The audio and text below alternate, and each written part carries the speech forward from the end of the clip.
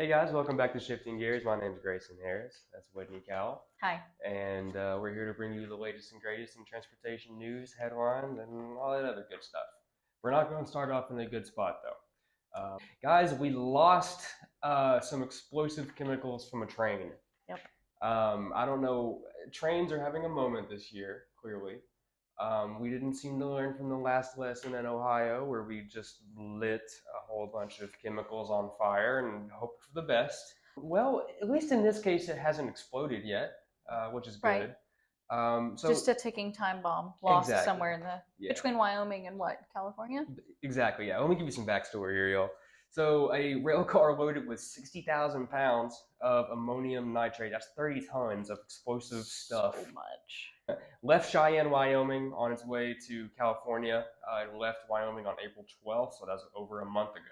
Yeah, 2 weeks after leaving Cheyenne, the rail car arrived at a rail stop in the Mojave Desert where it was found to be empty.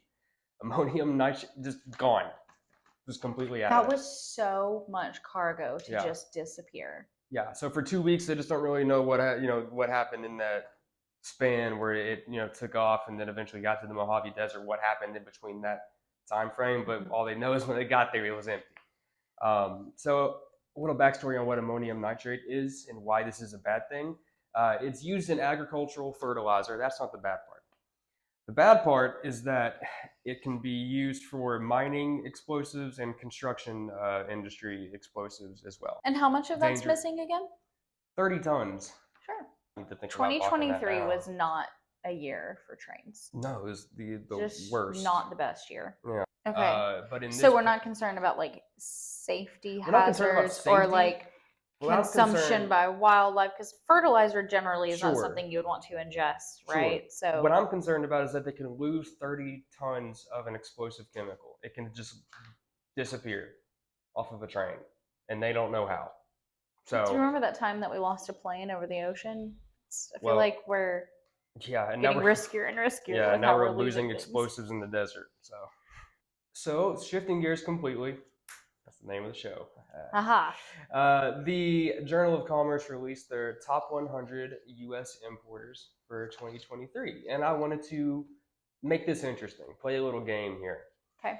So, Whitney, right here, I have the top 10 list of importers from the U.S. Mm-hmm. These are big companies, big brands. And I want to see if you can guess what the top 10 brands are for imports in the U.S. And these are these household names or absolutely, yeah. These are big, like, for example, these are grocery stores. So I'm going to start with probably like Target. Target's number 2. Look at me go. Mm-hmm. So if Target's on there, I would assume Walmart would also be on there. Walmart's number 1, so that's 1 and 2 off the board. Great. Do we have electronics? Yes, we do. On this? Yes, okay. we do. I'll give you a hint, there are 2 electronics based companies on here. Is Apple on there? Apple's not one of them, believe it or not. Then I would say Samsung. Samsung's on there. Cool. You got 1 strike, but you got 3 right so far. Nike, I would guess, would be on there. They're not in the top 10. They are in the top 100, but they're not top 10. Well, I was going to say, think like stores that sell a lot of different things that are used for either construction or home building. So Home Depot. Yeah, Home Depot is number 3. I don't want to say Home Depot and Lowe's. Well, you'd be right, because Home Depot is number 3. I do want to say that. And that's Lowe's my is final 5. answer. So just the recap for you before we move on. Okay. Number 1, Walmart, you got that one. Number 2, Target, you got that one. Number 3, Home Depot. 5, Lowe's. 8, Samsung. Samsung is 8. Samsung is 8. And Apple. So we need number 4. We need number 6, 7, 9, and 10. I'll give you 10. There's 2 of them on here that are furniture based. Actually, furniture is really big in the US. You got it. Number 7. Okay. Number 7. IKEA. Yeah. Okay. That's number 10. Okay. So we're doing good here. All right. So we got number 4 left, and number 6 left, and number 7 left. Number 4 is fairly. Is there food on here besides like? There's out of the 3 left, 2 of them are food based. Like Tyson, is that on there? No, it is not on there. But I can see where you would be thinking that. I'll be honest with you, these 2 food brands, I don't think you're going to guess them. They're very random. Once you think about them, they're not that random, but they're not as household as you would think. Number 4 is a electronics company You already guessed Samsung. It's somewhat similar to that, but they do more like appliances.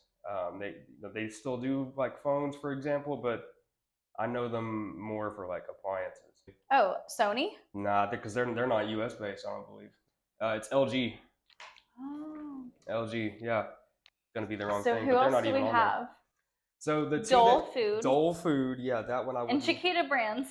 Yeah, that's pretty much the top 10 list of importers. I thought about doing the top 10 list of exporters, but I hadn't heard of a single name on there. Like maybe fair. like I had seen a couple of them, but that wouldn't have been a fun game to play.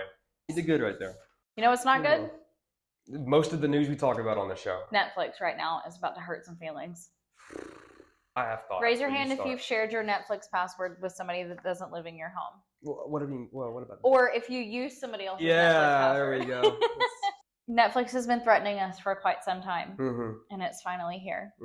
And I'm glad you brought this to my attention, because I remember hearing about this a long time ago.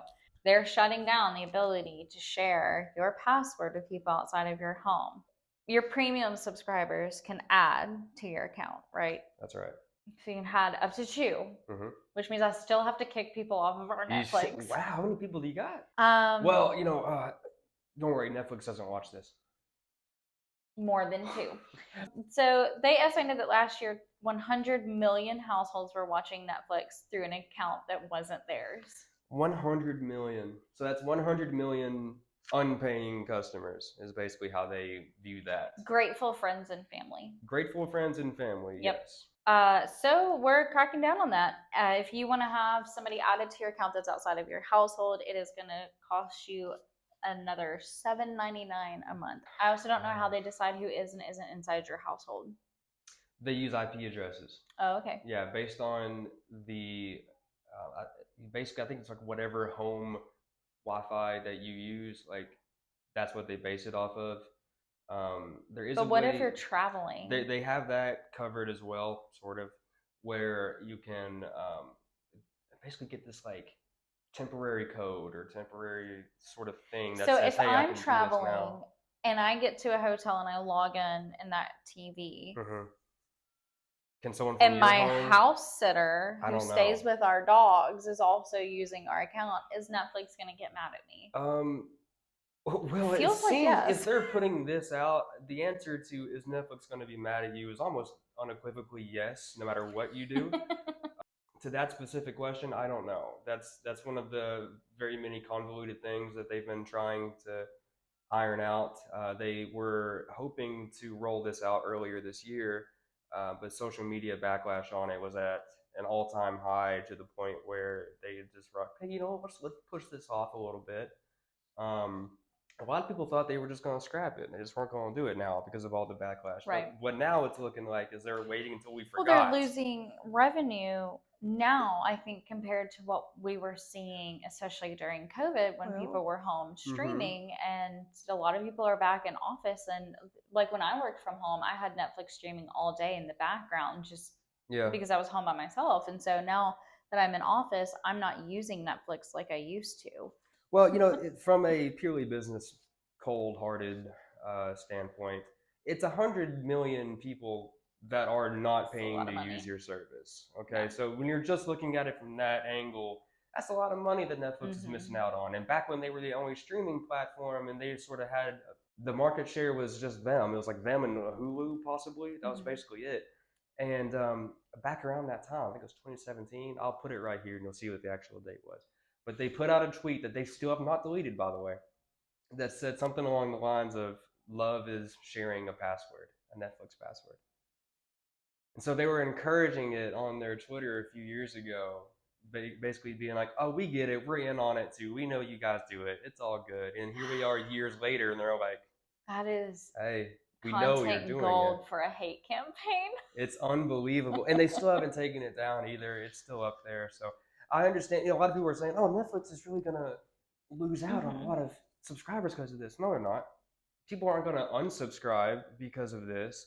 It's just the people that were already unsubscribed anyway won't be able to watch. So they're not losing any money. As a matter of fact, they're likely going to gain money, at least from a subscriber standpoint. The problem, I think, is I haven't checked this lately, but I know that the last time that they announced this, their stock was bottoming out. People Right. were not Well, happy they've with tried it. other tactics also to keep people hooked. So instead of doing season drops, we're starting to see people go more and more back to how traditional TV I was hate streamed, it. I where don't like it. we have to wait for new episodes to come out. And there's interactive shows on Netflix now Yeah, where that's you right. participate in what you're seeing. So, and I've seen from like trivia to companies like Headspace that are releasing, based off of what you need or what you're searching for at that time. So, they are still strategizing and bringing, new product to the table. But I think now they're just going to go for the low hanging fruit, which is get your own password. That's what's going on in streaming. Well, in more bad news, there's problems on the food supply chain as well. So bringing it home on a good. All right, I read this list to you earlier. Yeah. 12 foods that you may I not be remember able some to of them. find We'll see. in 2023. Okay. And this is based off of seasonality issues that we saw in 2022, shortages and in spaces that impact the imports of some of these as well. Sure. So first and foremost is bread. I know, it's not just on snow days anymore. That's tough, man. And it's because there are components of bread that are going to be harder to find. There are shortages. Like grains, stuff like that. Yes, so there are shortages across seas that were from specifically the Ukraine. So the harvest season was not as great, and we're going to see some ripple effects of that probably later this year. Sunflower and palm oil, champagne, beers, canned food, and pet food. So there's an aluminum shortage. Oh, okay. I was like, how do those three things correlate? It's aluminum. Everything else is happening in the supply chain. We're seeing a random sideways impact with aluminum-based or aluminum-secured products. There's lettuce. There was an outbreak primarily in California of a disease that was eating at the crops. We are looking at a shortage of corn, oranges, and orange juice. Hurricane season was exceptionally difficult last year. Oh, yes, it was. I guess that makes sense. Natural disasters. When we talk about natural disasters being a supply chain disruption, we're seeing fruition of that, not just an immediate need, but yes, it can have, the immediate needs of supplies to help with disaster relief is kind of wave one. Wave two is how it impacts later elements of the supply chain, such as the distribution of oranges. Beef. Where's the beef? Baby formula. Sir Kensington's ketchup. Okay, so who is Sir Kensington and why is he running out of ketchup?